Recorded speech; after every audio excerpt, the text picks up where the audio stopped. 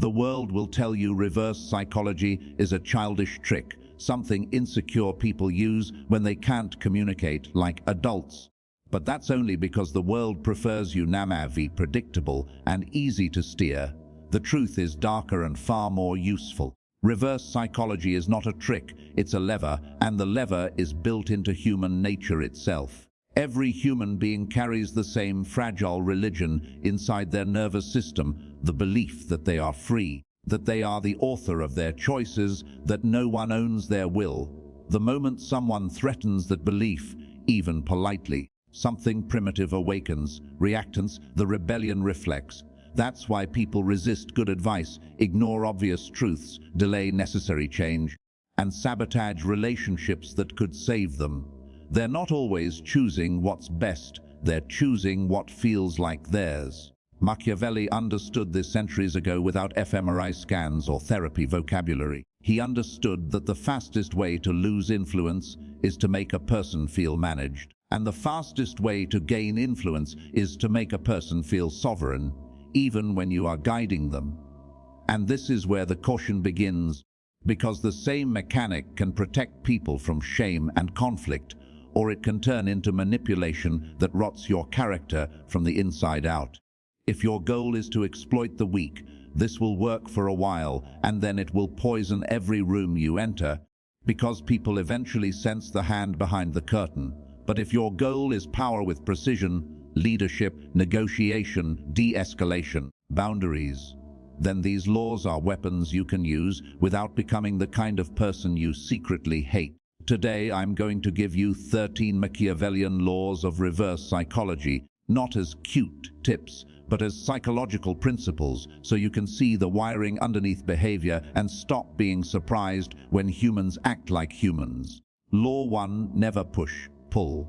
Pressure creates resistance. That's not philosophy, it's physics. The more you push a mind, the more it pushes back. And the harder you try to force agreement, the more you advertise that you need it.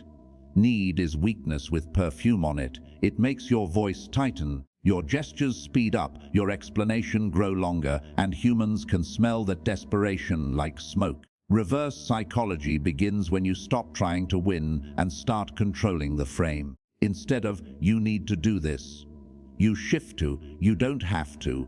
Instead of, here's why you're wrong, you shift to, that's one way to see it. You remove force. And when force disappears, the other person's nervous system stops bracing for impact, which means they stop fighting you and start fighting themselves, because their resistance has nowhere to land. Law 2, protect their autonomy out loud. If you want someone to choose, you must give them room to choose. Most people do the opposite. They corner, plead, demand, guilt trip, and then act confused when the person rebels. The mind would rather be wrong by its own choice than right under someone else's control. So you say it plainly. It's your call, no pressure. Do what feels right. Not as a fake line. Fake lines leak. You have to mean it. Because when you genuinely remove the cage, you remove the rebellion. The paradox is that freedom often produces compliance, because the person no longer needs to prove they're not owned. Law 3, trigger identity, not tasks. Humans do not move for tasks. They move for identity. Go to the gym is a task. I'm not the kind of person who quits is identity. When you tell someone what to do, they can reject the task and still keep their ego intact. But when you invite them to act in alignment with their preferred identity, rejection becomes costly, because now they're not rejecting you, they're rejecting themselves. This is why the most powerful persuasion doesn't sound like persuasion, it sounds like recognition. You're someone who follows through. You don't strike me as the type who settles. You've always been the person who handles things when it's hard. Used ethically, this awakens the best self. Used unethically, it becomes a trap that weaponizes pride. So the caution is simple. Don't use identity to corner someone into something that harms them. Use identity to help them step up to something that serves them. Law 4. Give them the steering wheel, even if you built the road. The most powerful person isn't the one making noise, it's the one writing the menu. People hate being forced, but they love choosing, so you curate options in a way that makes the right option feel like their decision. We can do A, fast but unstable, or B, slower but solid. What do you prefer? That's not coercion if both options are real. That's leadership. The unethical version is when you offer fake choices designed to trap them. The ethical version is when you simplify reality so they can pick without drowning. Law 5, speak less than necessary. Most people talk themselves out of influence by explaining. Explanation feels like pressure. Pressure triggers reactance. The longer you talk, the more the other person feels you're trying to control their perception, and the more their ego starts building a wall. Reverse psychology thrives in restraint. You plant the idea, then you let silence do what arguments can't. It gives the mind time to negotiate with itself. Silence creates a private room inside their head where they can change without feeling watched. And people change faster in private than in public. Law 6, make them feel chosen, not chased. What is too available is cheap. Scarcity creates value, and value creates attention. This is why the line, "This might not be for you," is so powerful. It triggers the proving instinct. But this is also where reverse psychology becomes dangerous, because insecure people can be bullied by scarcity games. So use this law only when it's true. Not everyone is a fit for every path, and not every offer is for every person. The clean version sounds like calm filtering. No worries if it's not your thing. The dirty version sounds like bait. You probably can't handle it. Learn the difference, or you'll become a manipulator with a short shelf life. Law 7, let them disagree. Then guide the disagreement. Some people need resistance to feel alive. If you fight them, you become their opponent, and opposition gives them energy. If you accept their resistance calmly, you remove their fuel. Fair point. I can see why you'd think that. You might be right. This creates cognitive dissonance because they expected combat. When there's no combat, their nervous system has to downshift, and now you can actually talk. The mind cannot stay in war mode without an enemy. Don't be the enemy. Be the mirror. Law 8, ask questions that reveal everything without trapping anyone. Questions are the cleanest form of influence because they don't push, they invite. A question lets the other person walk into their own conclusion with dignity. What matters most to you here? What happens if nothing changes? What would a win look like? What's the cost of staying comfortable? When they answer, they are not receiving your ideology, they are hearing their own voice, and people believe their own voice more than they believe yours. That's why great leaders ask more than they tell. Law 9, offer an honorable exit. Pride is a political force. Most people don't resist because they disagree, they resist because they feel cornered, embarrassed, or trapped. The fastest way to reduce resistance is to give them a dignified way to shift without losing face. We can pause. We can revisit later. No big deal if you want to think. When you remove shame, you remove the need to defend. And when you remove defense, you create space for reason. Law 10, reverse the frame. Make inaction heavier than action. Humans fear loss more than they desire gain. If you want movement, stop selling the dream and reveal the cost of staying the same. Comfort is not free, it charges interest. If we do nothing, what does this look like in 6 months? What does this cost you every week? How much energy does this drain? Reverse psychology sometimes means you stop pleading for action and instead calmly describe the slow consequences of inaction until the other person feels the weight of their own delay. Not by scaring them, but by clarifying the math of reality. Law 11, don't command behavior. Invite commitment. Commands trigger rebellion. Commitments create ownership. A commitment can be tiny, almost laughably small. What's one step you'd be willing to take? Once they choose the step, the consistency bias activates. The mind wants to stay aligned with what it declared. You're not forcing them to become disciplined, you're letting them author the first brick. And once someone places the first brick, they start imagining the wall. Law 12, know when not to use it. Reverse psychology fails on secure. Self-aware people, because they don't react with ego, they respond with thought. It also fails when trust is low, because any technique feels like a trick. If you use reverse psychology constantly, people start feeling played, and then you lose the one asset that multiplies influence: credibility. Use this like a scalpel, not a personality. A surgeon doesn't swing the blade for fun.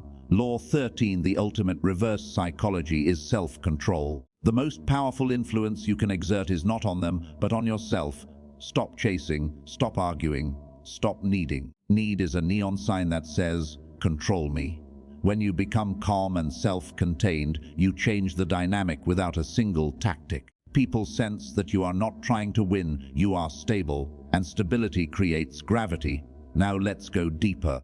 Because if you want to use these laws in real life, you need to understand the invisible battlefield underneath every conversation. The battle for frame. Frame is the lens through which reality is interpreted. Whoever controls the frame controls meaning, and whoever controls meaning controls emotion, and whoever controls emotion controls behavior. When you beg, you accept their frame, that they are the judge and you are the applicant. When you over-explain, you accept their frame, that they are the authority over your legitimacy. When you threaten, you accept their frame that force is required because your influence is insufficient. Reverse psychology is not saying the opposite. It is refusing the inferior frame and replacing it with a superior one. That's why silence is so effective. Silence doesn't just withhold words, it withholds submission. A manipulator wants your reaction because reaction is proof they can access your nervous system. When you don't react, you don't just resist, you invert the power dynamic. They feel the loss of control, and loss of control produces anxiety, and anxious people start negotiating. This is why calm people are dangerous. They don't give you handles. You can't grab them. In practice, this looks like a person who doesn't rush to correct misunderstandings, who doesn't sprint to prove their value, who doesn't panic when approval is withheld. And that's where ethical reverse psychology becomes a form of boundary. The boundary is not a wall, it's a reality. I will not be dragged into your frame. If someone tries to provoke you, you don't argue the content, you control the structure. Interesting that you see it that way. That's one interpretation. Could be. These phrases acknowledge sound without accepting meaning. They deprive the attacker of certainty, and certainty is what they want, because certainty gives them a target. When you refuse to become a target, they either escalate, revealing their insecurity, or they retreat, revealing they never wanted truth, only control. And now you can see the deeper caution. Reverse psychology is most dangerous in the hands of an insecure person. An insecure person uses it to win. A grounded person uses it to clarify. If you use it to win, you become addicted to outcomes. You start treating people like puzzles instead of humans. You start feeding the part of you that needs dominance to feel safe, and that part is never satisfied. It escalates, it ruins relationships. It creates paranoia. So if you're going to use these laws, you must build the internal code that keeps you from becoming a villain in your own story. The code is simple. Never use these levers to violate consent, to isolate someone from support, to push them into decisions that serve you at their expense, or to shame them into obedience. That's not intelligence, that's predation. Use the levers to reduce conflict, to protect your time, to negotiate fairly, to help someone save face, to lead through clarity rather than force. Because the paradox is this: ethical influence lasts longer than dirty influence. Dirty influence works quickly but creates enemies. Ethical influence works slower but creates allies. Machiavelli would call that long game strategy. Now I'm going to translate these laws into real-world scenes so you can hear how they sound in the wild. Because knowledge that can't be applied is just entertainment. Scenario 1: someone is resisting a necessary change at work. The amateur pushes. You have to do it this way. The reactance spikes, and now the person is defending their ego, not evaluating the process. The Machiavellian approach is calm autonomy. We can keep it as it is, but we'll keep paying the same price. If you want, we can test the alternative for 1 week and compare results. Your call. Notice what happened. No force, no humiliation, options curated. Consequence framed, agency protected. The person can now choose change without feeling conquered. Scenario 2, someone is emotionally baiting you. They want a reaction. The amateur explains, argues, defends, tries to be understood, and becomes the puppet. The Machiavellian approach is frame, control, pause, slow breath, neutral face, then a simple line, I hear you, or even better, maybe. A manipulator cannot stand maybe because maybe is missed. They can't stab it. They can't corner it. They can only reveal themselves by escalating. Scenario 3, negotiation. The amateur begs, lists reasons, tries to convince. The Machiavellian approach is scarcity plus autonomy. This is what I can offer. If it doesn't work for you, no worries. That single sentence carries more power than 1,000-word justification because it communicates you have options. Options are leverage. Scenario 4, relationships. The amateur tries to control the other person with guilt, and the other person rebels. The Machiavellian approach is dignity. I'm not going to force you. I'm just telling you what I need and what I'll do if I don't get it. That's not manipulation, that's boundaries.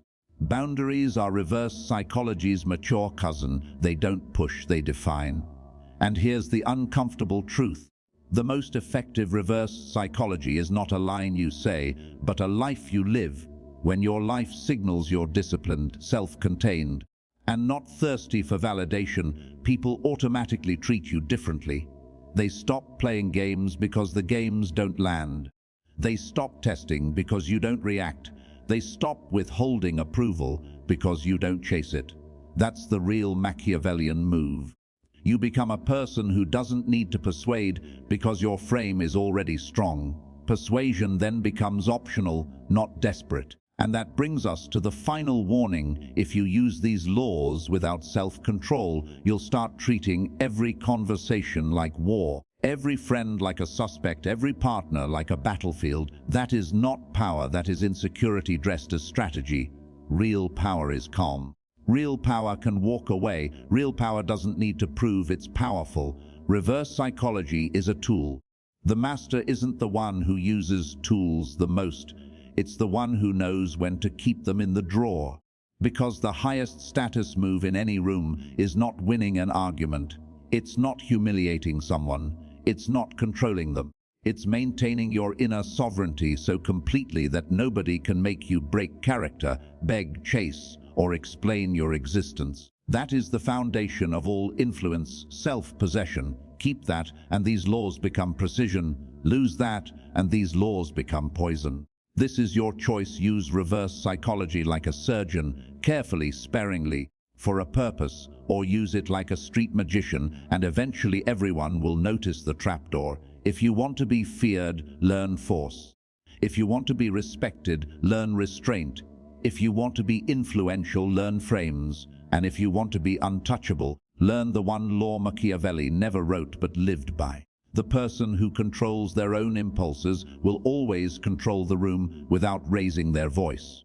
The reason these laws feel too effective is because they don't rely on clever wording, they rely on predictable biology. And biology doesn't care about your morals, it only cares about control, status, and survival. Which means the first thing you must understand is this. Reverse psychology isn't about doing the opposite. It's about changing what the other person's nervous system thinks is happening in the interaction. Because most conflict is not a debate of facts, it's a tug of war over autonomy. And whenever a person senses that you are trying to drag them, their primitive brain sets its feet into the ground and says no, not because your idea is wrong, but because your force is insulting. Because force implies they are not capable of choosing, force implies they are a child, force implies you are the parent, and the human ego would rather burn the house down than admit it is being parented by a peer. So the first advanced layer is to recognize what kind of resistance you are dealing with, because not all resistance is the same. Sometimes resistance is fear dressed as defiance, sometimes it's shame dressed as arrogance. Sometimes it's laziness dressed as, I'm just being logical, and sometimes it's pure identity protection. A person defending the story they tell themselves about who they are, And if you treat all resistance the same, you will trigger the wrong monster. This is why amateurs shout louder when they feel resistance. They mistake resistance as a volume problem, but resistance is an autonomy problem, and autonomy problems are solved with space, not force, which brings us to the first real-world weapon, the permission paradox.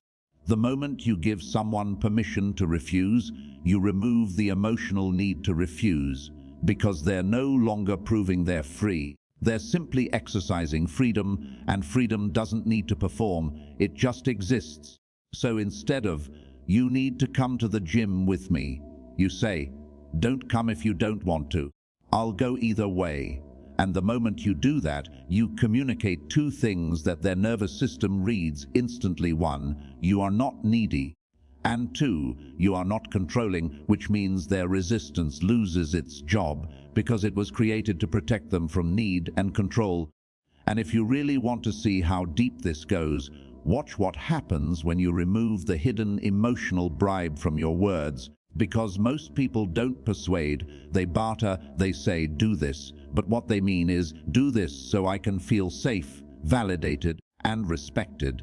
And the other person feels that hidden request like a hand around their throat, so they resist, not the task, but your need. And reverse psychology, used ethically, is the process of removing your need from the interaction so the other person can think clearly again. Now here's the next law-level concept that separates influence from manipulation: the clean frame versus the dirty frame. The clean frame says, "I'm offering clarity and choice." The dirty frame says, "I'm hiding traps inside choice." And the difference is not subtle. Because people can forgive clarity even when it's uncomfortable, but they don't forgive traps, and traps make enemies, which is why this entire topic must come with a spine. If you use reverse psychology to corner someone into a decision that benefits you at their expense, you're not powerful. You're just borrowing power from their ignorance. And borrowed power always gets collected with interest, because once they realize what happened, too, they don't just stop trusting you, they start studying you. And when a human studies you with resentment, you have created a future adversary. So the Machiavellian long game is not, "How do I get them to do what I want today?" It's, "How do I build a frame where cooperation is natural, where my boundaries are respected, and where I don't have to beg, chase, or threaten?" Because the highest leverage isn't tactics, it's reputation, and your reputation is simply what people expect your frame to be, which brings us to a crucial practical skill: learning how to make your boundaries feel like reality, not negotiation, because negotiation invites pushing, negotiation invites debate, negotiation invites power games, but reality ends the game, and the most Machiavellian boundary line in the world is calm and boring. I'm not available for that. No explanation, no apology, no speech, because explanation is where people insert their fingers. They grab your reasons and start pulling. They argue the reason. They undermine the reason. They offer solutions that are actually just attempts to reopen the door you tried to close. So the advanced reverse psych move is to close doors without slamming, to withdraw without drama, to be firm without emotional pleading. And this is where most people fail, because their mouth says no, but their energy begs, "Please don't be mad." And that begging energy invites negotiation. So you have to build the internal architecture that makes your no feel peaceful, not fearful. And once you have that architecture, you can use reverse psychology in a way that looks almost invisible. For example, the future self-mirror. Instead of telling someone to change, you ask them to speak to their own future. If you keep doing this for the next year, what happens? And then you shut up. Because silence after a question is pressure without force. It's a psychological spotlight. And most people will start hearing their own contradiction out loud. And when someone hears their contradiction in their own voice, you don't have to persuade them, they persuade themselves, and that's the cleanest influence on earth. Next, the status rescue, which is one of the most ethical uses of reverse psychology. When someone is wrong but terrified of looking wrong, you don't humiliate them with facts, you give them a dignified staircase down. I can see why you thought that. The data changed recently, or that's a reasonable assumption. Here's what's different now.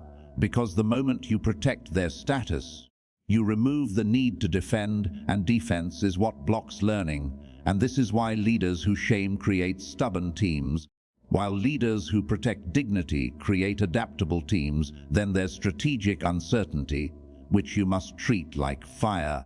When you become too predictable, people start using you. When you become too chaotic, people stop trusting you. But there's a middle zone. Controlled unpredictability, where you are consistent in values but flexible in responses, which means people can't game you.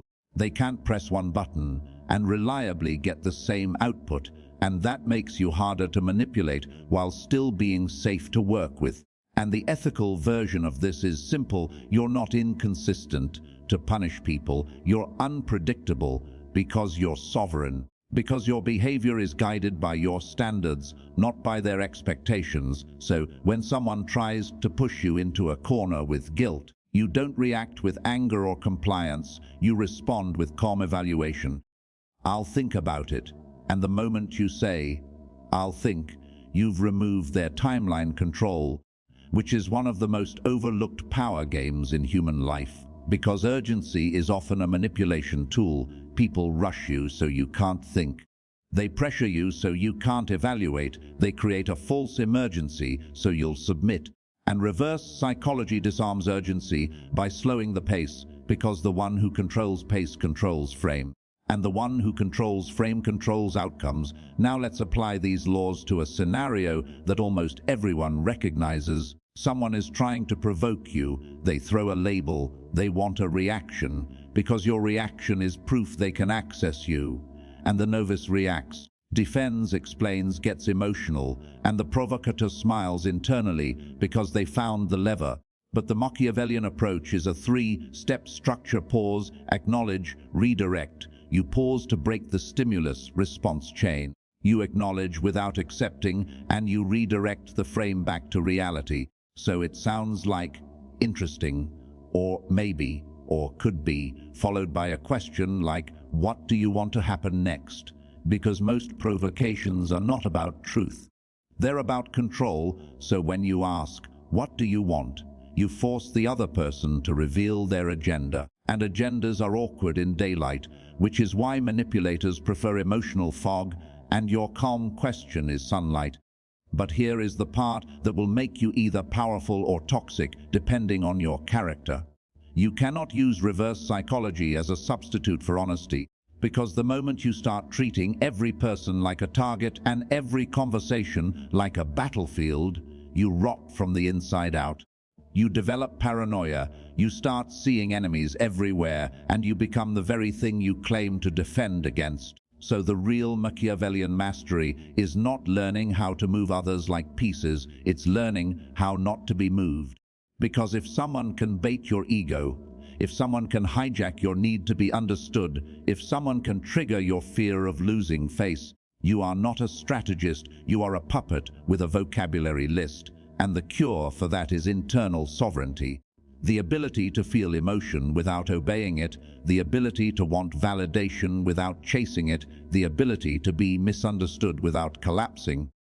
Because the strongest frame is the one that doesn't require constant maintenance from other people's agreement, and once you have that, reverse psychology becomes less about techniques and more about a presence, a calm refusal to push, a calm willingness to walk away, a calm confidence that your life doesn't depend on winning this one exchange, because the person willing to walk away holds the leverage always. And that's why the final warning matters. Use these laws to create clarity and agency, not confusion and dependency. Use them to reduce resistance, not to override consent. Use them to protect boundaries, not to control hearts, because power without ethics is just insecurity with tools. And insecurity always overplays its hand. And if you want the long game, the real game, you don't just learn reverse psychology. You become the kind of person who doesn't need it to win. You become so grounded that people cooperate because your frame is stable. Your boundaries are real, your presence is calm, and your words don't smell like hunger. And in a world full of hungry persuaders and emotional beggars, that calm is rare, and rarity is power.